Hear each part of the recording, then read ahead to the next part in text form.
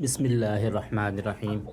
ये हमारे पास parrot beak के बड़े चूज़े हैं। ये चेक करें आप, टेल इसकी।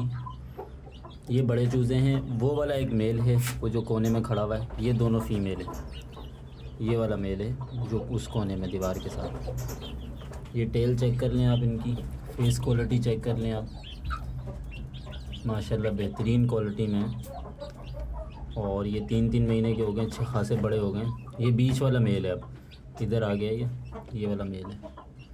माशाल्लाह बहुत बेहतरीन क्वालिटी में।